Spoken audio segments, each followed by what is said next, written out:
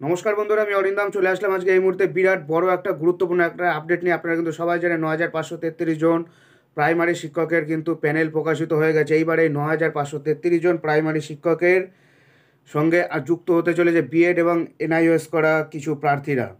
কি করে হচ্ছে আজকে বিস্তারিত আলোচনা করব। বিচারপতি রাজশেখর মান্তার গতকাল কিন্তু বিচারপতি রাজশেখর মান্তার সিঙ্গেল বেঞ্চে কিন্তু রায় দিয়েছে যে এই নিয়োগে 12 জন যে পিটিশনার ছিল তাদেরও কিন্তু প্যানেল প্রকাশ করতে হবে।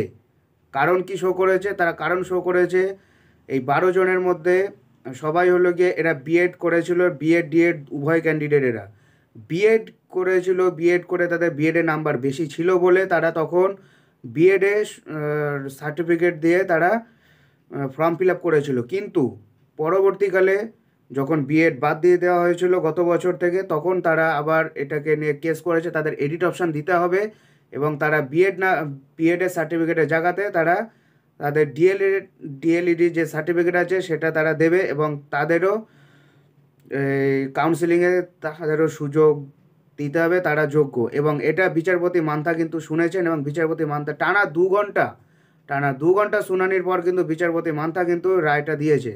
সো বন্ধুরা, ভিডিওটাতে আজকে বিস্তারিত আলোচনা করবো। সো ভিডিওটা আপনারা কেউ স্কিপ না করে প্রথম থেকে শেষ পর্যন্ত শুনবেন। প্যানেলে ঢুকে বললেন বিএড ডিএলইডি থাকা পরীক্ষার্থীরা প্রাথমিকের মামলায় নির্দেশ হাইকোর্টের। বুধবার 9,533 পদে শিক্ষক নিয়োগের জন্য প্রার্থীদের প্যানেল প্রকাশ করা হয়েছিল, কিন্তু তার একদিন ঠিক পরেই নতুন মামলা হয়। 22 সালের প্রাথমিক শিক্ষক নিয়োগ মামলা সংক্রান্ত মামলায় বিএড এবং ডিএলইডি থাকা প্রার্থীদের প্যানেলে অংশগ্রহণের নির্দেশ দিল কলকাতা হাইকোর্ট। শুক্রবার আদালত জানিয়েছে প্রাথমিক বোর্ডকে নিয়োগের খাতিরে অনেক কিছু বাধা হতে হয়েছে, তবুও একজন নাগরিককে সরকারি পরীক্ষায় সুযোগ থেকে বঞ্চিত করতে পারে না। বুধবার 11,758টি শূন্যপদের মধ্যে 9,533 পদে শিক্ষক নিয়োগের জন্য প্রার্থীদের প্যানেল প্রকাশ করা হয়েছিল, কিন্তু তার ঠিক একদিন পরেই হাইকোর্টের বিচারপতি রাজশেখর মান্থা বেঞ্চে এই নিয়ে নতুন মামলা করা হয়। গত শুক্রবার শুনানিতে বিচারপতি জানান মামলাকারী পরীক্ষার্থীদের জন্য আলাদা মেধা তালিকা প্রকাশ করতে হবে এবং পরীক্ষার নাম্বারের ভিত্তিতে দেখতে হবে তারা প্যানেলের সুযোগ পান কিনা। বিচারপতি মান্থার পর্যবেক্ষণ, মামলাকারীরা পরীক্ষার উত্তীর্ণ হওয়ার পর বোর্ড তাদের নাম বাদ দেওয়ার সিদ্ধান্ত কঠোর। যদিও বোর্ডের যুক্তি এনসিটি অনুযায়ী পরীক্ষার্থীদের যোগ্যতা বেঁধে দেওয়া হয় প্রথম বিজ্ঞপ্তিতেই।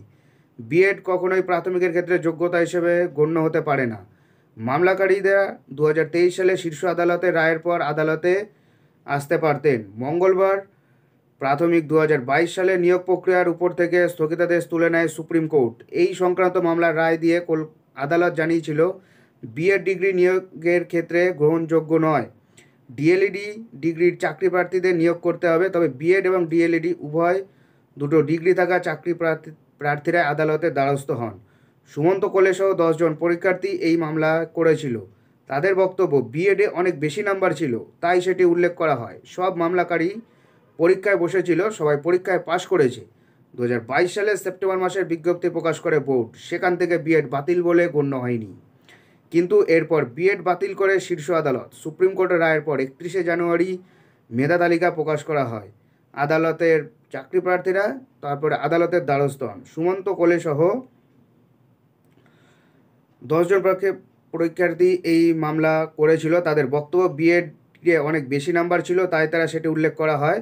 সব মামলাকারী পরীক্ষায় বসেছিল, সবাই পরীক্ষা পাশ করেছে। 2022 সালের সেপ্টেম্বর মাসে বিজ্ঞপ্তি প্রকাশ করে বোর্ড, সেখানে বিএড বাতিল বলে গণ্য করা হয়নি, কিন্তু এরপর বিএড বাতিল করে শীর্ষ আদালত।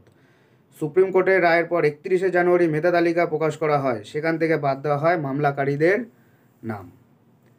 যত দিন যাচ্ছে জিনিসটা আস্তে আস্তে গভীর হয়ে যাচ্ছে। তবে বন্ধুরা, আরেকটা কথা বলে দিই, এই যে 12 জন বিএডের মধ্যে কিন্তু একটু আগে খবর আসছে কিন্তু 7 জন 19-21 সেশনে এরা ডিএলইডি করেছে, অতএব এরা ইনভ্যালিড। এটাই তো বললাম। বিজ্ঞপ্তি 17 সালের হলে 19-21-এ কী করে চান্স পায় তারা? এখানেই তো হেরে যাবে। নমস্কার বন্ধুরা, এটাই ছিল আজকেকার আপডেট। সো এরকম আপডেট পেতে হলে আমাদের চ্যানেল নিউজার অরিন্দমকে সাবস্ক্রাইব করে আমাদের পাশে থাকবেন। দেখা হচ্ছে পরের ভিডিওতে। ভালো থাকবেন সবাই। নমস্কার, জয় হিন্দ, বন্দে মাতরম।